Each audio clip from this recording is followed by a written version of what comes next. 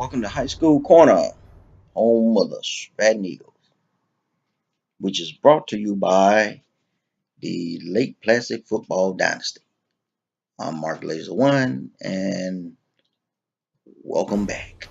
All right, we got the last game for the Stratton Eagles, as they'll be playing. They played Winslow last night. Whew, it was a rough one.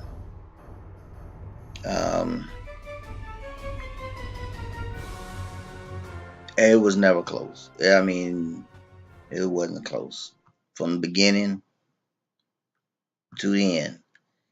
Um, Winslow pretty much dominated. Um,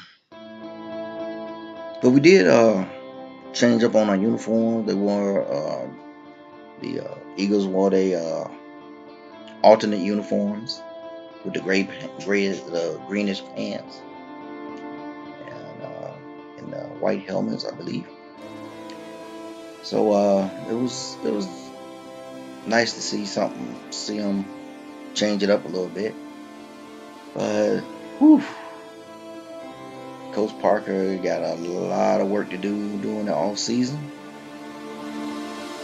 Got a lot of work to do, and from the information that we've been getting, that there will be some changes to the high school format. We just hadn't gotten any official word yet, so we just waiting on that. But still, the games go on. Winslow, on the other hand, they're undefeated now. They are 6-0, and they're waiting on the Minutemen. Well, they're waiting to play the Minutemen, who won their game, so they're also 6-0. And they're the last two teams to finish up the season next week, and it will be for the Providence Championship. The winner gets a home playoff game coming up, and the loser goes on the road. So that's pretty much what we got down the pipe next week. So it'll be the final game for the Western Providence, and it's a championship game. It just worked out that way. Both those teams been very dominating, and been really putting a hurt on the rest of the Providence. So it's very fitting that it's going to come down to their matchup to determine who's going to be the champion of the Providence. But both teams are in the playoffs. It's not official yet, but yes, both Winslow and Stearns, if I'm saying it right, Stern, will be in the playoffs. Everybody else, they get to watch it on television, or some of the guys they get to move on to basketball, and some of them get to move on to wrestling. So it's just the way it is, Other than that, I mean, there was a few bright moments for the Eagles, but overall, it just wasn't meant to be, especially this year where you just got nothing but sophomores and freshmen, no juniors, no seniors. We knew it was going to be a tough one going into the season, but the kids got a lot of fight, got a lot of talent. Coaching staff, I think they made some great strides, and I feel like in the next couple of years, I feel like they're going to be all right. I feel like they got a real good chance to really do something in the next couple of seasons. Okay, like I said, looking at the standings, not quite the final standings, but we're getting there.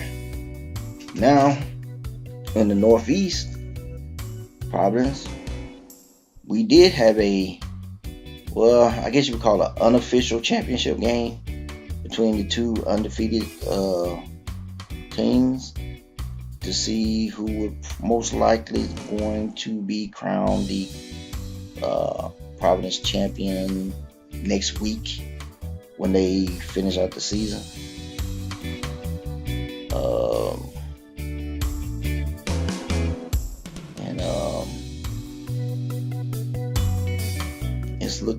It's the Vikings and the Wildcats,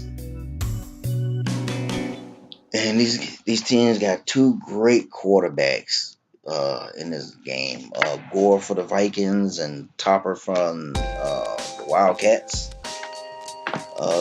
These two quarterbacks definitely caught Coach Wayne's eye, and dual threats that could about do it all. So unfortunately, Gore's a freshman, so he's gonna have to wait a little while before he can get his hands on him.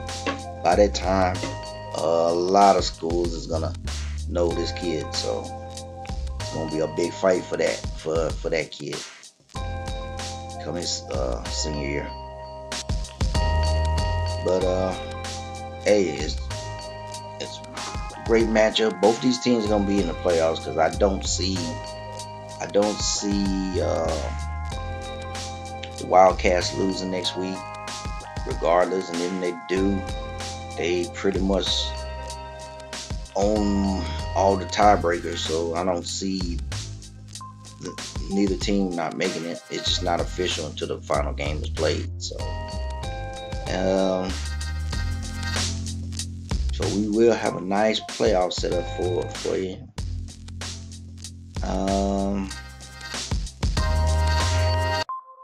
This is, it's like, wow, we got one more week before we can actually get to this 18 playoff, and that's pretty much what they weren't waiting on with the high school. So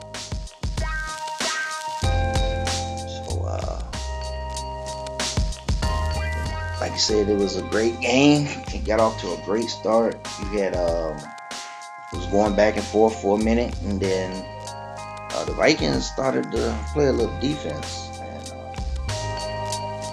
and that was the difference in the game. That the Vikings defense played a little bit better than the Wildcats defense. So two pretty evenly matched teams. One was just a little bit better on defense. Other than that, we had a really, really great game to watch.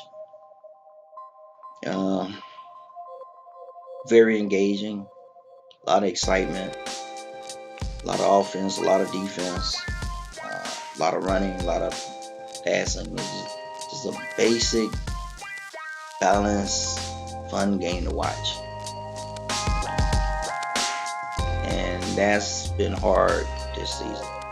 That's been very hard this season to see such a matchup, because we had a lot of blowouts. Even in this week, looking at the other teams that played, a lot of blowouts. And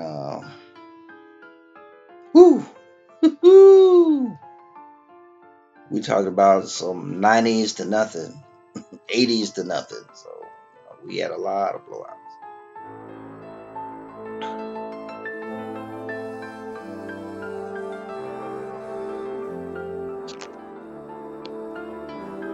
We're going. Ooh, nice hit right there. Maine Athletic Conference.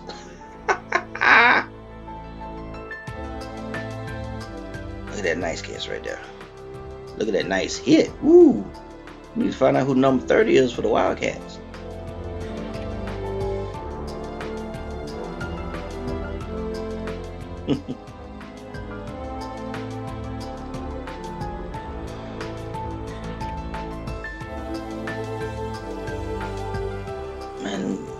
quick he got that pass off right there.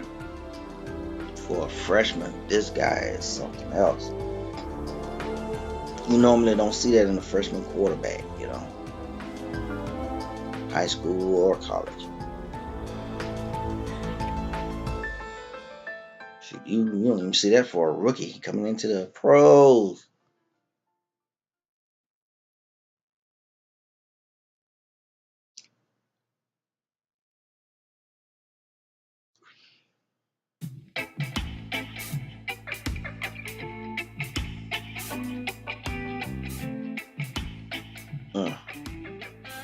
That was nice. And there's that quarterback, Lee Gore.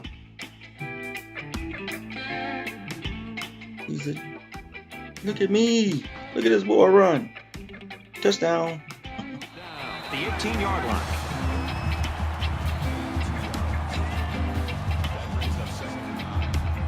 This is the 8th play of this drive.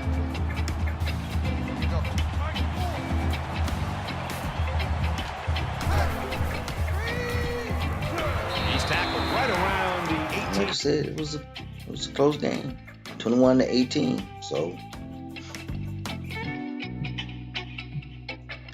the only way the Wildcats can get a rematch this season is they will have to meet in the championship, the state championship. So we'll see. As you can see, there was more blowouts in the standings, as this Providence has one more week of play, except for Belfast, who's been done for a while. And we have their players of the week. And now we're going to take a look at Lake Placid's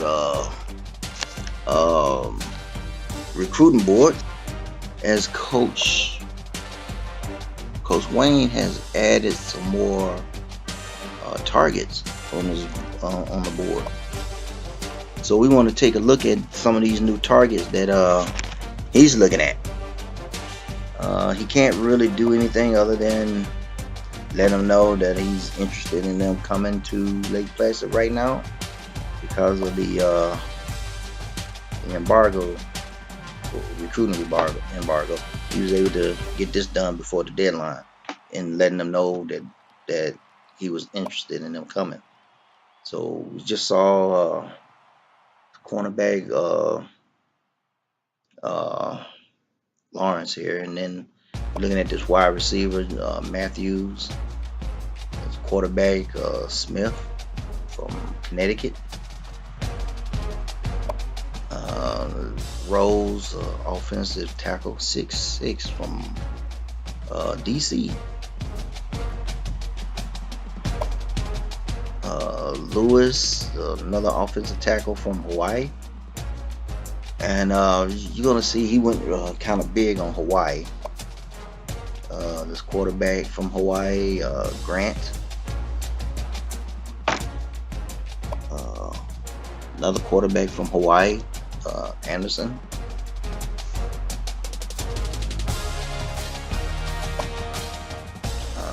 Defensive tackle from Hawaii, Addison.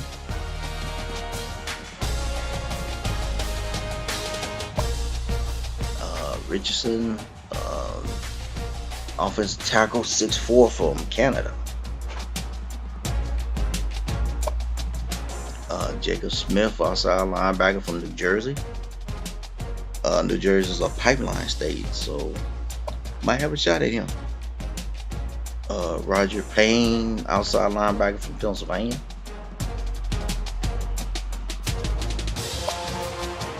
And Bobby Alford from Alabama, outside linebacker, 5'11". And you can see the commitments we already have: wide receiver, middle linebacker, 2 strong safeties, another middle linebacker, the Hawk, defensive end, fullback, free safety, offensive guard, defensive end, and a punter. So